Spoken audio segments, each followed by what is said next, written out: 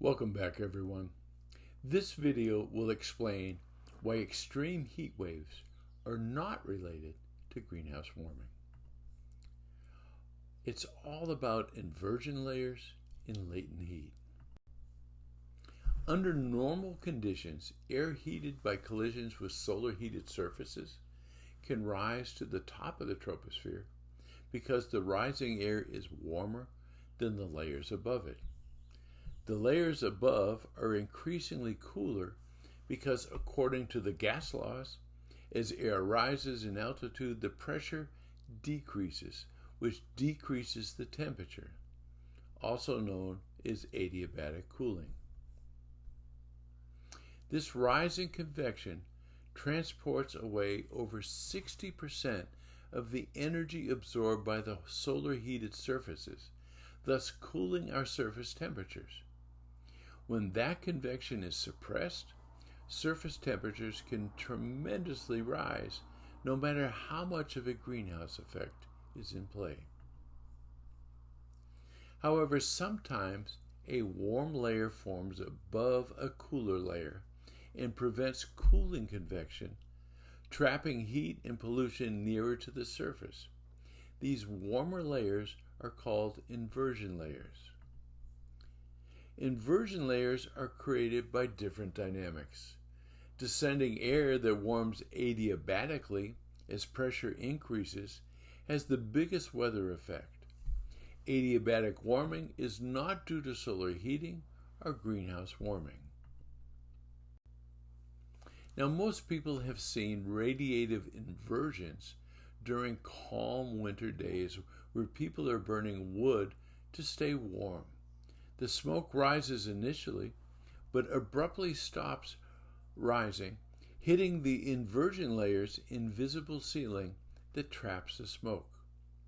The air near the ground cools almost quickly because 24% of the surface energy radiates away immediately without interference from greenhouse gases. Air that collides with the cooler surface becomes cooler than the smoke, so the smoke rises. However, 99% of the atmosphere's gas molecules, nitrogen and oxygen, cannot radiate heat away. So the air at slightly higher altitude cools more slowly, forming an inversion that is warmer than the smoke, and thus preventing convection. Orange and grape growers protect their crops from freezing at critical times by using huge fans to pull the warm inversion layer heat down to mix with the freezing surface air temperature. Subsidence inversions are created differently and the main cause of heat waves. When high altitude winds converge, the air is forced downwards, creating a high pressure system. The descending air heats adiabatically, forming an inversion layer that suppresses cooling convection. The subsidence inversion traps heat, pollution, and dust near the surface. Subsidence inversions create heat domes that cause heat waves. The sinking air warms and suppresses cooling convection, as well as pushing clouds away to intensify solar heating. The longer a heat dome remains in place, the more heat accumulates, generating above average temperatures. The jet stream typically moves weather systems eastward across the United States at rates of 500 to 700 miles per day. Thus, normally, we experience a few days of warm, clear days under high-pressure systems, alternating with a few stormier days under low-pressure systems. The jet stream is weaker and slower in the summer, and when weather dynamics cause a wavier jet stream, the high-pressure system causing a heat wave can stall for several days and sometimes weeks.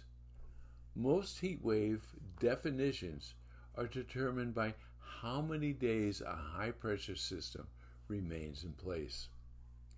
Regions of strong convection in the Pacific Ocean associated with natural El Niños and La Niñas or the Madden-Julian oscillation can release enough latent heat at high altitudes that it causes the jet stream to become wavier and build a stronger and higher pressure system under more stationary ridge. Heat waves are restricted to the regions below a high pressure system.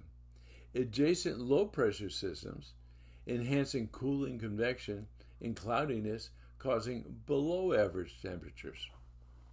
Only climate alarmists with an agenda would claim Western Europe is suffering from a global warming heat wave, while Western Asia is suffering from global cooling. Although some studies suggest extreme waves are made worse by a global warming trend, the global average temperature is irrelevant to the mechanics of a heat wave. Consider 34% of the U.S. weather stations with long-term data have cooling trends, the blue circles. In the southeast United States, where the weather stations with cooling trends are concentrated, they experience what scientists call a warming hole. If global temperature trends were a significant factor, then the southeast USA would not be experiencing record-breaking heat waves. They should be experiencing fewer heat waves and less extreme ones. However, cooling trends don't matter either. It is the location and duration of a high-pressure heat dome that determines the extreme heat waves. Historical evidence further suggests that heat waves are independent of rising CO2 and global warming. The EPA's heat wave index shows the frequency and intensity of heat waves was far greater in the 1930s, with no trend since that time. However, to create alarm, some unscrupulous scientists start their trends in the 1960s when the heat waves were at their minimum. By cherry-picking the start date, those alarmists can create this graph showing an increase in heat wave frequencies since the 1960s. Displaying this cherry-pick graph is a sure sign of a dishonest climate alarmism.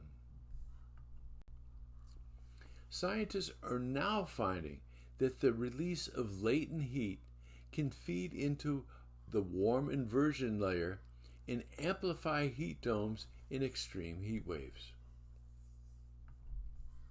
A storm's warm conveyor belt or an atmospheric river transports abundant moisture that releases abundant latent heat, which the jet stream can transport into the heat dome.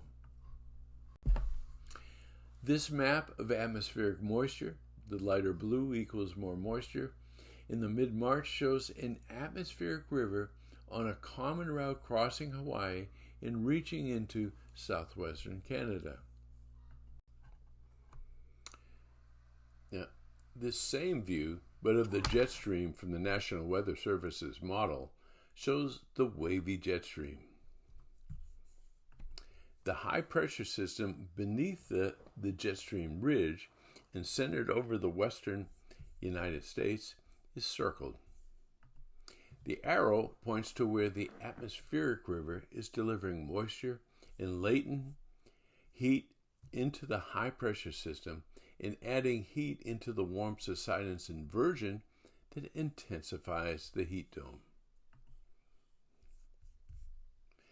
This atmospheric river is not unusual or affected by global warming. Atmospheric rivers have always brought heavy rainfall to the western United States. Atmospheric rivers brought more extreme rainfall to California and Oregon in 1862, when temperatures and CO2 were much lower, causing California's last mega flood. Despite venting stored heat in 1862, the 1877-1878 Super El Nino triggered drought around the world, where our current understanding of teleconnections would accurately predict. A USA weather map shows the resulting temperatures from the jet stream's transport of air temperatures with a heat wave over western USA and cold and snow blizzards over central USA in the Midwest. Two grossly different weather patterns under the same greenhouse effect? Again, all the data suggests CO2 global warming is not a factor.